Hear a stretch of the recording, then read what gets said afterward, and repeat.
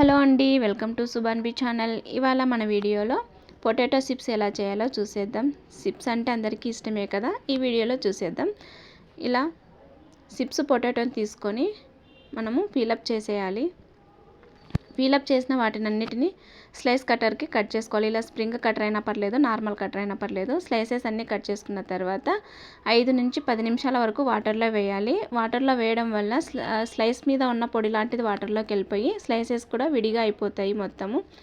ఇలా మొత్తం ఒక 5 నిమిషాలు ఆరబెట్టుకున్న తర్వాత స్టవ్ పై ప్యాన్ పెట్టుకొని ఆయిల్ వేసి అది హీట్ ఎక్కేలోపు ఇవన్నీ ప్లేట్లోకి తీసేసుకొని ఇలా వేసుకుంటూ ఫ్రై చేసుకోవాలి.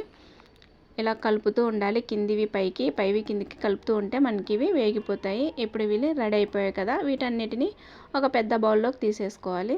సెకండ్ రౌండ్ కూడా స్లైసెస్ ఉంటే వేసేసుకోవాలి. ఇవి కూడా చక్కగా వేగిపోయిన తర్వాత మొత్తం ఒక బౌల్లోకి తీసేసుకొని రెడ్ చిల్లీ పౌడరు, సాల్ట్ కలిపెట్టుకొని వీటిపై వేసి ఒకసారి కిందివి అంతా పైకి తీసుకొని వాటిపై కూడా ఈ పౌడర్ వేసేసి మొత్తం కలిపేసుకుంటే ఎంతో టేస్టీగా క్రిస్పీగా ఉండే ఆలు చిప్స్ రెడీ అయిపోతాయి.